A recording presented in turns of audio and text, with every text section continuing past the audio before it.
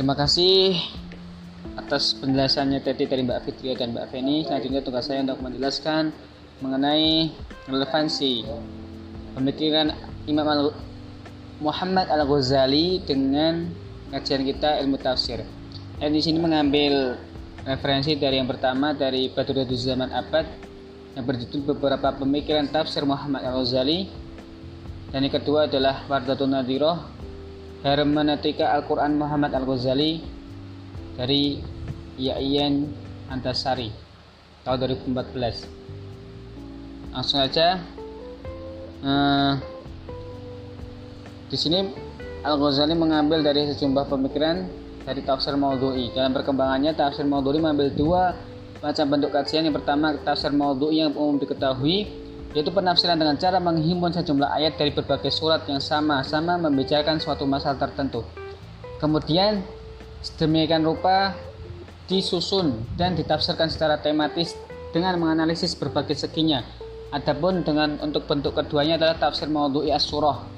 Metode ini menekankan kepada pembahasan satu surat yang dilakukan secara menyeluruh dan utuh dengan menjelaskan maksudnya, yang bersifat umum dan khusus, menghubungkan masing-masing masalah yang dikandungnya satu sama lain untuk menunjukkan bahwa pembahasan surat tersebut betul-betul utuh dan cermat. Muhammad Al-Ghazali juga mengapresiasi metode ini sesuai keyakinannya akan kesatuan tematik Al-Quran dan surah-surahnya.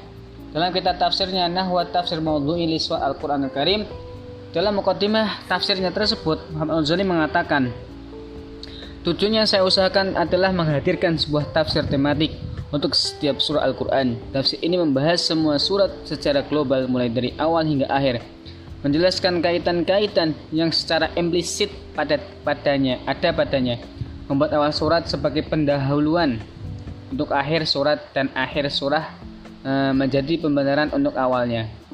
Dalam kitab tafsirnya atau dalam penafsiran tersebut sangat dijelaskan atau didapati bahwa Muhammad Al-Ghazali berusaha menempatkan akal atau al-akal dan an-naql, pikiran secara seimbang untuk mendapatkan pengetahuan rasional, kritis, dan logis. Dengan penyampaian yang menggunakan bahasa yang sederhana menjadi ciri khas penafsirannya. Untuk penggunaan ro'yu dalam penafsirannya atau Muhammad Al-Ghazali memberikan batasan khusus dalam penggunaan ro'yu. Ar-ro'yu. Pertama, mampu melihat Al-Quran dari sisi dialek bahasa Arab. Kedua, bersandar pada hadis-hadis sahih dan menjauhi nafsu. Ketiga, mengetahui asbab an-nuzul sebagai media penjelasan karena banyak pendapat penafsiran yang muncul dan menambahkan nas sesuai realitas kehidupan. Keempat, tidak keluar dari ibadah, kaidah logika dan akal sehat, tidak bertentangan dengan arti makna yang dikandung lafalnya. Kelima, penafsiran tidak bertentangan dengan tujuan umum yang digariskan oleh Al-Quran. Keenam, memanfaatkan kegiatan ilmiah dan pengetahuan yang ada dalam masyarakat untuk mengkaji ayat-ayat, dan pada saat yang sama ayat tersebut juga dapat dijadikan landasan umum untuk mengarahkan sebuah kajian pemikiran. Metodologi tafsir maudhu'i Muhammad Al-Ghazali lebih cenderung pada pembacaan untuk pengaji ide dan pemikiran utama dari setiap surah. Dapat dilihat dari naratif ayatnya atau naratif penafsiran dari beliau, sehingga membentuk rangkaian pembahasan yang ringkas dan terarah untuk menjelaskan grand suatu tema surah tersebut. Muhammad Al-Ghazali masih menjaga sisi objektivitas penafsirannya. Hal ini ditegaskan dalam usahanya memahami konteks internal dan eksternal dari Al-Quran itu sendiri, atau dalam bahasa Amin Al-Khuli disebut dengan ma'afil Quran, ma'ahal Al-Quran. Konteks internal Al-Quran, ma'afil Al-Quran dapat ditemukan dengan memahami Al-Quran dari sisi sastra dan gramatikanya, atau disebut Muhammad Al-Ghazali dengan sisi dialek bahasa Arab. Sementara konteks eksternal Al-Quran dapat dipahami dengan menalaah riwayat asbab an-nuzul dan hadis-hadis Nabi serta setting historis bangsa Arab ketika Al-Quran diturunkan. Penafsiran aplikasi pemahaman kedua konteks dari internal dan eksternal Al-Quran kedua ini dapat dilihat dari tafsirnya dalam kitab Nahwa Tafsir Maudhu'i li Suwar Al-Quran Al-Karim. Contoh pencontohan yang dilakukan oleh Imam Ghazali, Muhammad Al-Ghazali, salah satunya di dalam surah Al-Baqarah yang merupakan surah terpanjang, tafsirnya hanya terdiri dari 15 saja. Sedangkan dalam Al-Quran ada kurang lebih 24 lembar. Hal ini sesuai dengan tujuan penulisan tafsir yang ringkas dan tidak bertele-tele.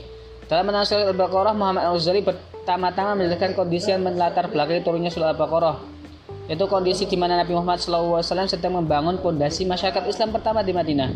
Di saat kaum muslimin awal sedang membangun masyarakat Islam di bawah pemimpinan Nabi Muhammad SAW, mereka diintai oleh 3 musuh secara bersamaan, kaum kafir Quraisy, Yahudi Madinah, dan kaum munafik. Dalam banyak ayatnya, surah Al-Baqarah mengulas sikap orang-orang Yahudi terhadap ajaran Islam serta sikap mereka terhadap para nabi terdahulu.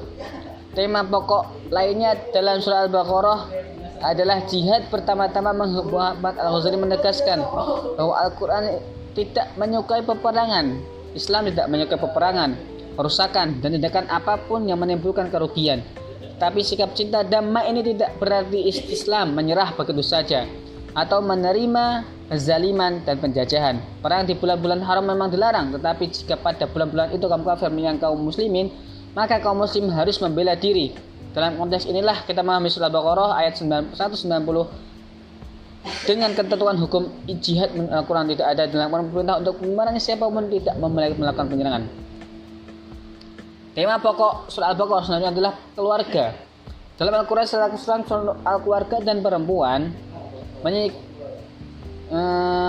menceritakan cukup banyak tempat, mulai soal kesetaraan untuk pria, kesetaraan antara pria dan wanita, persoalan-persoalan keluarga, cerai, khulu, kelahiran, persusuan, dan semacamnya.